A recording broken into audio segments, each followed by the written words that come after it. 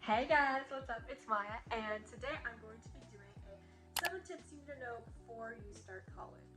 And I'm doing this in commemoration of me finishing my first year in college. If you didn't know, I go to Syracuse University, and I am from California, so it was a pretty big change, I would say.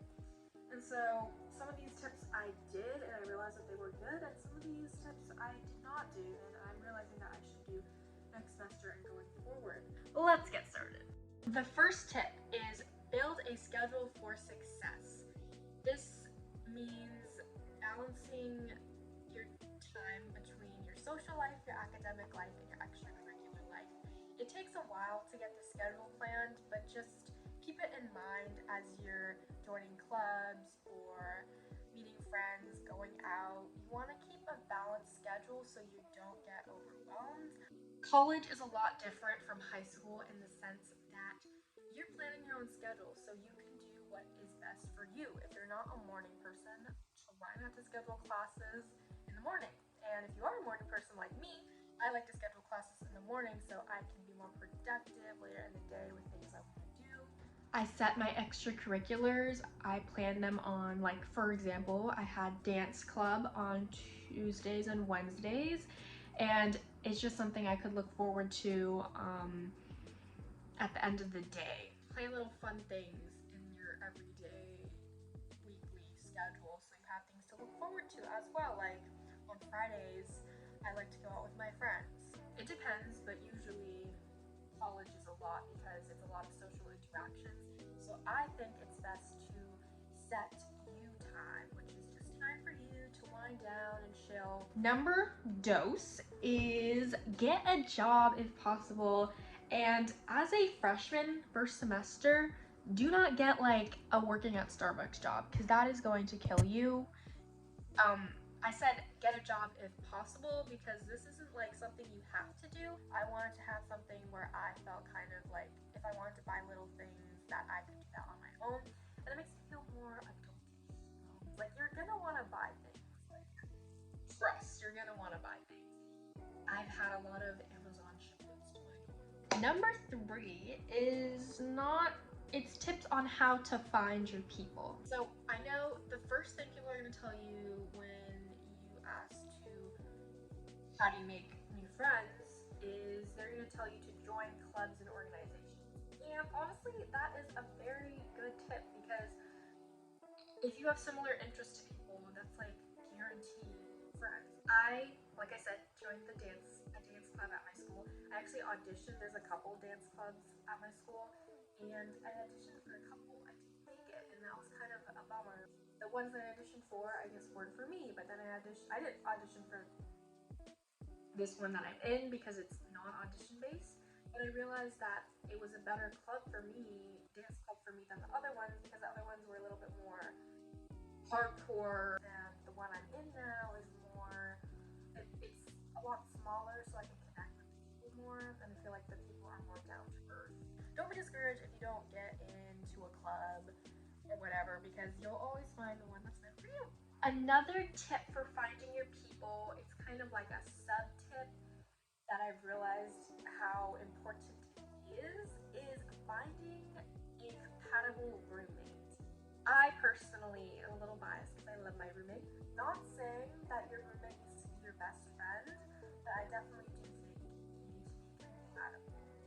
And I've heard a lot of horror stories going in to my freshman year with bad roommates. My roommate and I both put some thought in before choosing each other as roommates. We both were following this Instagram account where a lot of incoming Syracuse freshmen would follow, and you could post pictures of yourself and a bio of yourself. I posted my bio on that Instagram, and she reached out to me, and we had a couple FaceTime. We realized that we had a lot in common, or at least we were compatible on some level. You don't want to just go in blind if you have the power of choosing.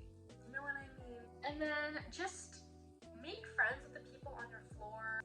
The first week, me and my roommate invited like a couple people from the floor that we just met over for game night. You gotta just be willing to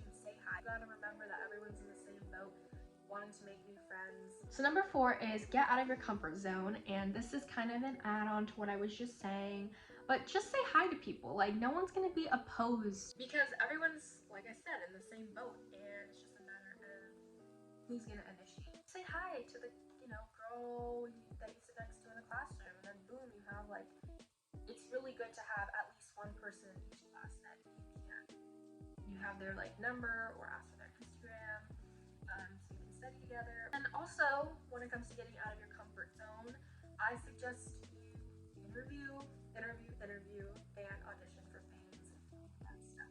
Like me. Like I said, I auditioned for like 2 dance groups, 2 dance clubs. I did get in, and it was kind of sad for me, but I learned a lot. I interviewed for, it was like a leadership organization, and you do community service too. And I got past the first round, which was a group interview, and then I didn't make it I got cut after the second individual interview. And that was kind of sad too. But just having that interview experience under your belt is very useful, especially for, job interviews. Number 5 is probably my favorite, is take advantage of your campus. You are paying the money, so try new things and make it fun. Gym. I did not go to the gym in high school. Extra money and time and transportation to get to the gym in high school, or maybe when I graduate it'll be harder. But right now, the gym is literally a 7-minute walk from where I live. And I can just go in the morning, just swipe my card, and then I have access to all of this cool equipment. Also, a part of my gym is we have like yoga classes that I like to go to with some of my friends on Sunday. And next are study spots. You don't want to just be studying in your room the whole day. Like, go to your local coffee shop or library. I don't like studying in the libraries, but find your campuses, just explore, like walk into buildings. And also, something I like to share if you're going to Syracuse is there's like massage chairs in like the gym and in Bird Library. This is a recent find before break that I discovered that I'm really enjoying.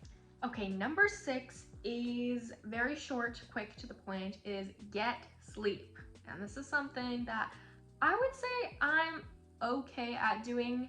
Like, when I would be studying for finals, I probably would stay up till like 3 a.m. But usually I go to bed at like 11, 12, 10, 11, 12, 1, depending, and I'm trying to go to bed at like 10, 11, because sleep is more important than eating. Last but not least is give yourself grace, because this is a big change.